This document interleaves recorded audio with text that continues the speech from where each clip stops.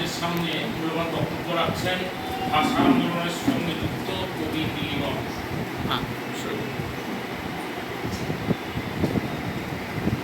নমস্কার সুদীপ উপস্থিত, নমস্কার। একটু জোরে বলুন।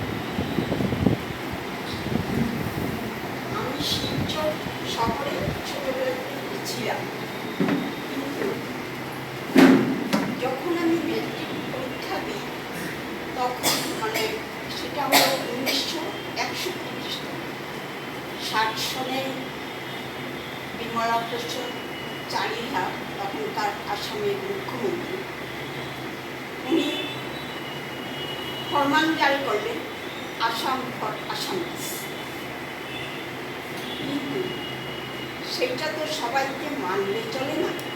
সেইখানে শিলচরে তখন প্রায় 90% বাংলা, এইরকম প্রায় আসামটাই তখন পুরোপুরি তখন আসলে আপার আসামে সব যেটা স্বাধীনতা আন্দোলনের অনেক আগে থেকে ইংরেজ আমলে সেইখানে চা শিল্প গড়ে তোলার জন্য ইংরেজরা পূর্ব বাংলা থেকে প্রচুর বাঙালি শিক্ষিত অশিক্ষিত দিনমজুর চাষ কৃষক শ্রমিক সবাইকে নিয়ে আসামে তাদেরকে প্রত্যয়ন করে।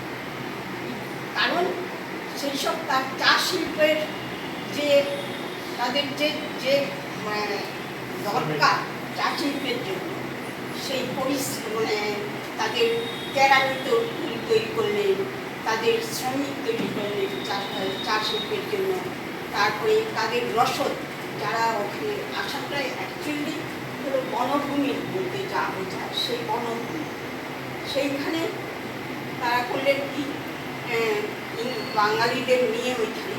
তখনই আসামের সংখ্যাগরিষ্ঠ ছিল বাঙালি, কিন্তু সেটা যখন 60 সালে যখন এইটা তার আগেই ধরা পড়েছে, অনেক আগে, বিশেষ করে ইংরেজরা যখন ভারতকে ত্যাগ করতে হলো, সেইটা পুরোপুরি বাঙালিদের জন্যই তাদেরকে ইংরেজদের ভারত ত্যাগ করতে হয়েছে।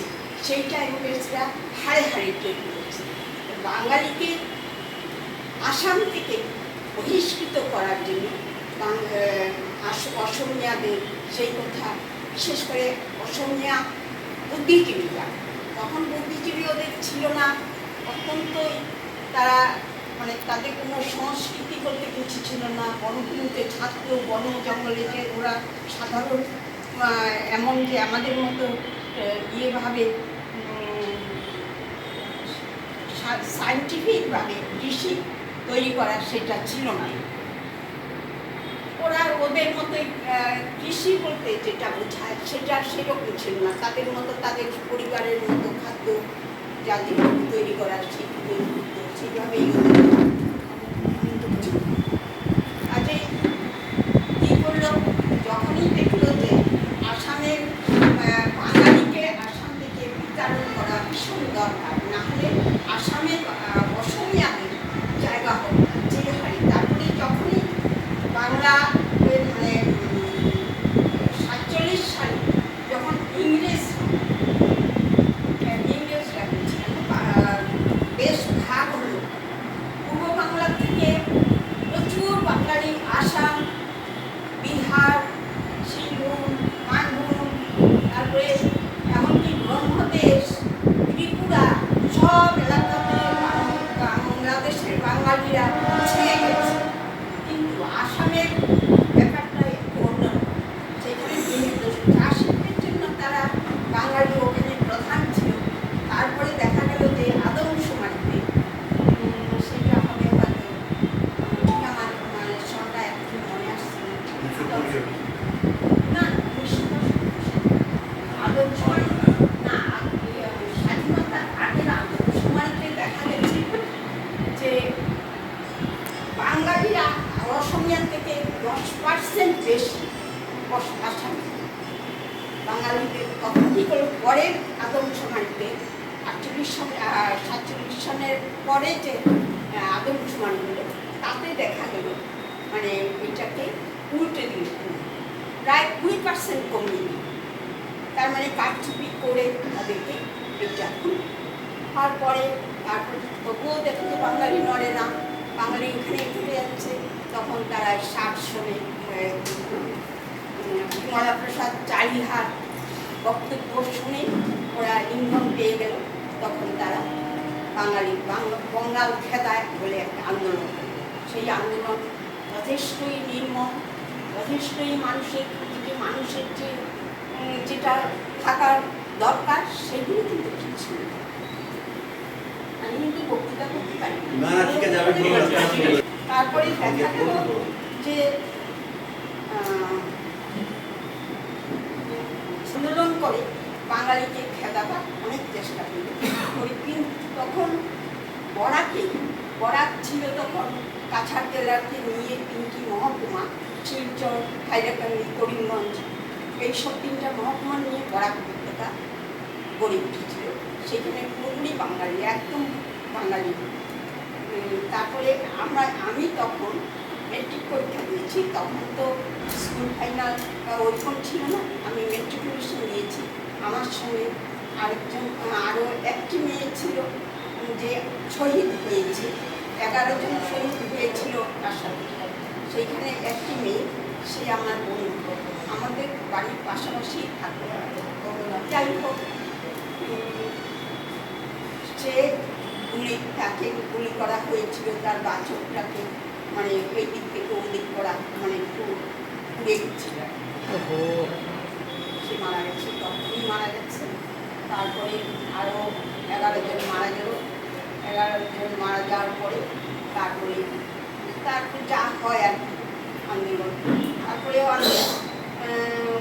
পরবর্তীকালে আসাম সরকার শিক্ষার ভাষা হবে মানে অসমীয়া, মাতৃভাষায়, মানে মাতৃভাষা এটার জন্যই আন্দোলন। তারা তবুও বাঙালিরা কি চেয়েছে, না তোমাদের আসাম তোমাদের অসমীয়া মানুষ, তোমাদের অসম তোমাদের প্রদেশ, তোমরা থাকো, কিন্তু আমরা যেভাবে এসেছি আমরা কিন্তু জোর করে এখানে আসিনি, আমাদেরকে আনা হয়েছে।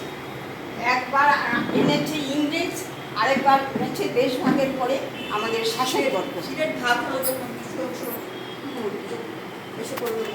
তারপরে কি হলো, দেখা গেল যে আসামের বয়সটা যথেষ্ট হয়েছিল।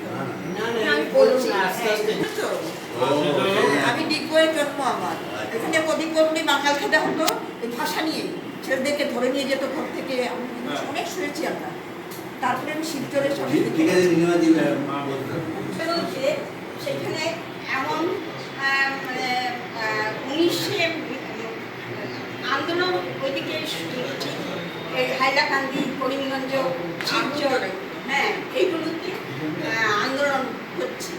কিন্তু আমরা তো তখন, আমি তখন খুবই ছোট, মাত্র আমার 16 বছর বয়স। তারপরে আন্দোলন হচ্ছে, আমি জানি না, তখন পরীক্ষা দেবো। আমার পরীক্ষা 18ই মে শেষ, 19শে মে। তখন 19শে মে রেল রোকো আন্দোলন হলো। সারা কাছাড়ে সমস্ত বন্ধ ডিক্লেয়ার করা হলো। সেই ডিক্লেয়ারেশনে সমস্ত দোকানপাট, কাছাড়, অফিস, আদালত সব কিছু বন্ধ হয়ে গেল। তার মধ্যে দেখা গেল যে আসামের যেসব অফিস টফিস সমস্ত কিছু বন্ধ হয়ে গেল। 11 জন তো মারা গেলেন। তারপরে শুরু হলো মানে স্কুল, কলেজ, অফিস, আদালতের পিকেটিং। আমরা সেই আন্দোলনে, আমি তো 19 তারিখে ওই আন্দোলনে যোগ হলাম। আমার বন্ধু সেখানে মারা গেল, আমি সেইখানেই ছিলাম। আমার তো গুলি স্পর্শ করিনি, 11টি মানুষ। তারপরে আমার ছোট বোন, আমার উপরের দাদা, আমরা সবাই গেছিলাম। যাই হোক, সেখান থেকে আমি আন্দোলনে যোগ দিয়েছেন, আপনার সামনে এতগুলো লোক শহীদ হয়েছে। শহীদ হয়েছে। তা আপনার জন্য আমরা সবাই কৃতজ্ঞ এবং আপনার মুখ থেকে এই যে কথা আমরা শুনলাম এই জন্য আমরা সত্যিকারে আপনাকে না সেটা ঠিক আছে, পরবর্তীতে আমরা আরো শুনে নেবো। আবার আপনাকে ডেকে নেব। আমি আমাদের জেল থাকতে হয়েছে। আচ্ছা আচ্ছা হ্যাঁ, জেল কেটেছি আমি 10 দিন। তার সঙ্গে আপনারা হয়তো মানে চিনতেও পারেন একজন। বলছি আপনি আপনার নামটা আরেকবার বলবেন, বা আপনারা কেউ ওনার নামটা পরিচয় করিয়ে দিন। আর ভাষা আন্দোলন যে আমরা 11 জন মারা গেছিল, সেই ভাষা আন্দোলনের সময় আপনি বাংলা ভাষাকে রক্ষা করাতে আপনি জেলও খেটেছিলেন। আচ্ছা, এটা আচ্ছা, আমরা বিশেষ করে আমি এই প্রজন্মের বলতে গেলে আমি আপনাদের হাঁটুর চেয়েও ছোট, সেখানে আমরা ভাষা আন্দোলন যেটা 21শে ফেব্রুয়ারি আমরা পালন করে থাকি, সেটা তো বাংলাদেশে। আমাকে বলতে দিন, আমাকে একটু একটু ধরে ক্যামেরাটা ধরুন।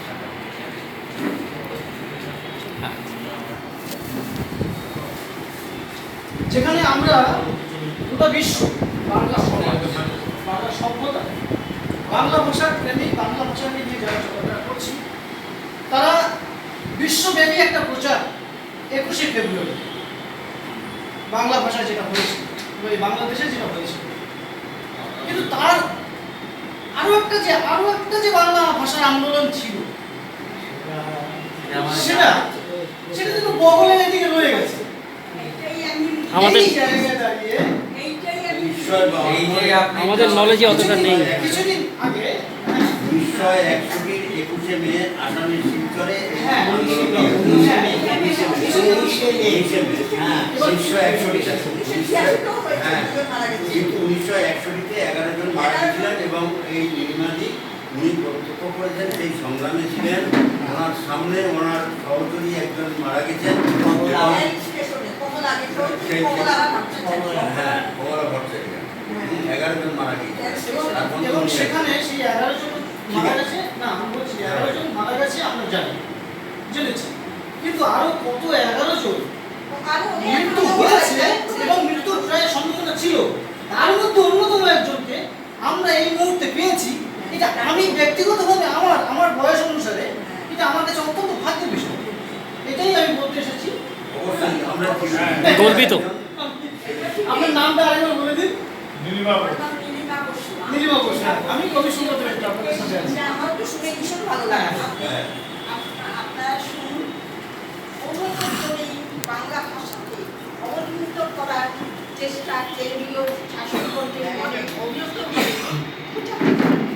দয়াল সাপের মতো বাংলা ভাষা তথা বাঙালি জাতিটাকে বিলুপ্ত করার একটা অপচেষ্টা চালিয়ে যাচ্ছে।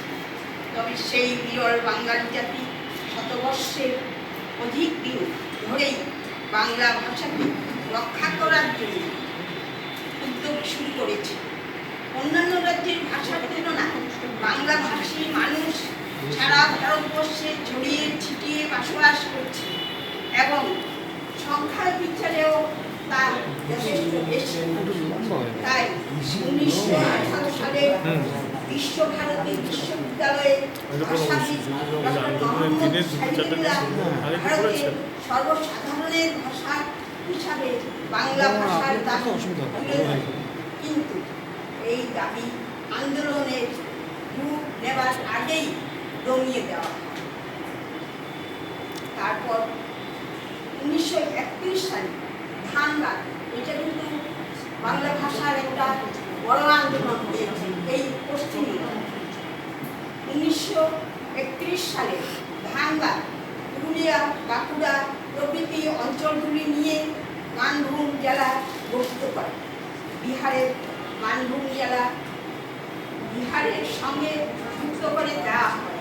তবে পশ্চিমবঙ্গের সীমান্তবর্তী বিহার, উড়িষ্যা অধ্যুষিত ছিল বাঙালি অধ্যুষিত ছিল। এই অঞ্চলগুলির প্রায় 87% মানুষ বাঙালি। কাজেই স্কুল, সাংস্কৃতিক প্রতিষ্ঠানগুলি বাঙালি মতেই গড়ে উঠেছে। 1948 সালে হঠাৎ করে বাংলা মাধ্যম স্কুল বা অন্যান্য প্রতিষ্ঠানগুলো হিন্দি মাধ্যম করে দেওয়া হয়। শুধু তাই নয়, স্কুলের প্রার্থনা শুনে পাল্টে রামধুন গাইতে বাধ্য করা হয়।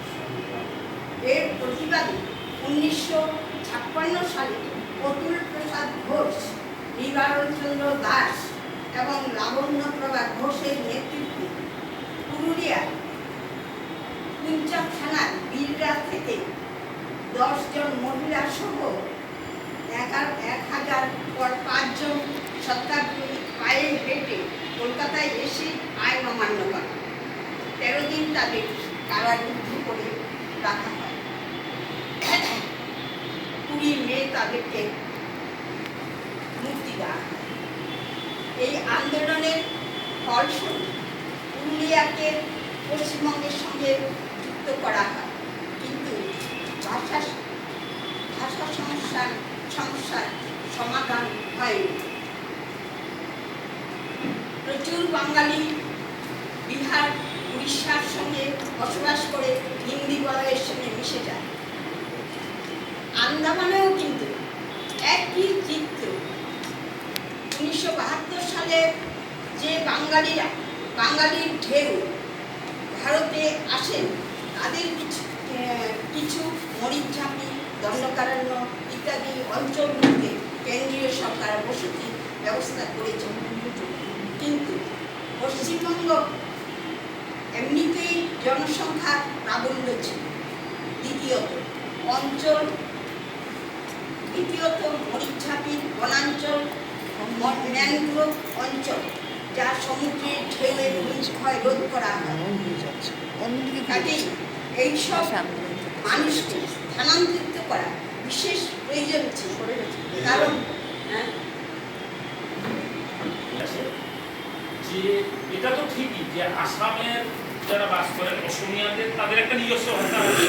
আমি ভাষা আন্দোলনে আমার ভাষাকে যেমন টিকিয়ে রাখার দায়িত্ব আছে, তেমনি তার ভাষাকেও সে চাইলে টিকিয়ে রাখে। অতএব তার ভাষায় আমি হস্তক্ষেপ করতে পারি না।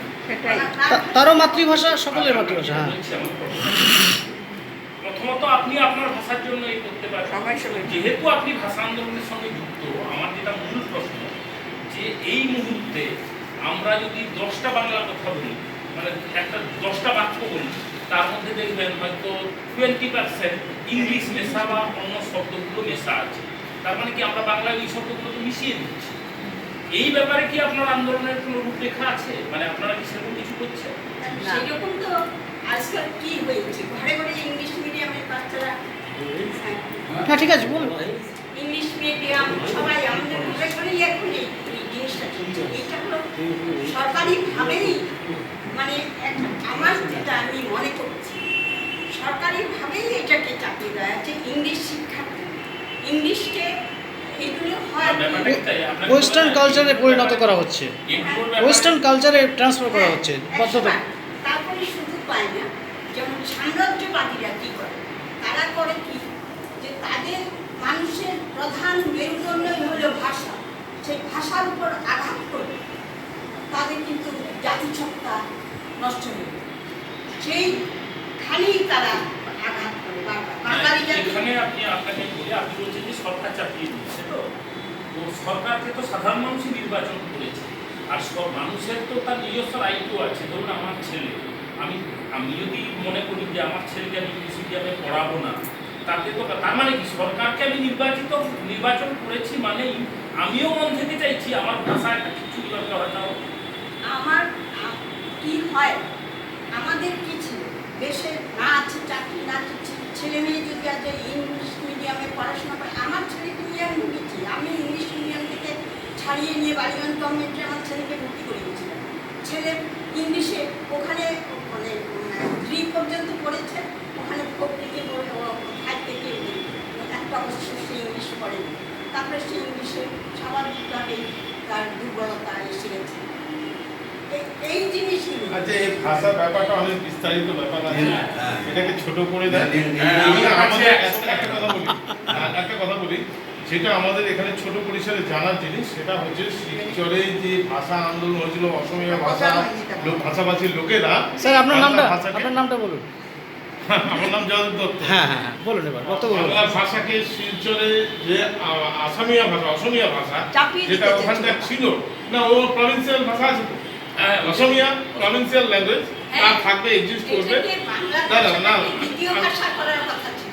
হ্যাঁ, বাংলা ভাষাটা এবার যাচ্ছে তার উপরে, তার উপরে গিয়ে সেটা সেকেন্ড ল্যাঙ্গুয়েজ হতে পারে, ফার্স্ট ল্যাঙ্গুয়েজ হবে না, সেকেন্ড সেটাই ল্যাঙ্গুয়েজ। দাবি করেছে। দাবি হ্যাঁ, করা হয়েছিল সেটাও কিন্তু- দেয়। তারপরে কিন্তু সেই দাবি মেনে নিয়েছে শুধু কাছাকাছি। কিন্তু সব- তা না, বাঙালি ব্রহ্মপুত্র এলাকায় তো সে ছাড়া আসাম দিয়ে বাঙালি। আমরা তো তখন সেখানে বুঝলেন তো, বাঙালি ভাষাগুলো তো সব ভাষাগুলো চলে যাবে। অতএব ভাষার সাথে বাঙালি যাবে, হ্যাঁ একসাথে যাবে। তা আপনারা ডিসপ্লেস পার্সন বাংলাদেশের থেকে ভারতবর্ষের যে কোনো জায়গায় এসেছে, কোনো লোক কি খুব আনন্দ সহকারে নিয়েছে? আপনাদেরকে নেয়নি। ওয়েস্ট বেঙ্গলি নেয়নি, বাংলা ভাষাভাষীর লোকই বাঙালি নেয়নি। বিহার, ইউপি, রাজস্থানের কথা বলি পারুন, যুক্তি আছে, আরো দূরে যুক্তি আছে। তারা তো ভিন্ন ভাষী, সেম ল্যাঙ্গুয়েজের লোকরাই ঠিকভাবে নেয়নি। তাহলে কি পূর্ববঙ্গের লোকেরা এসে দণ্ডকারণ্যে চলে যেতে হয়? তো পাথরের মধ্যে গিয়ে সবটা ফেলে দিল, হ্যাঁ, গান্ধীজি মিষ্টি মিষ্টি কথা বলে নিয়ে গিয়ে এত লম্বা সাহিত্যিক ভাষা, এই ভাষা শেষ কথা বলছি, আমাদের এটা তো একটা আপনার রাত হয়ে গেছে।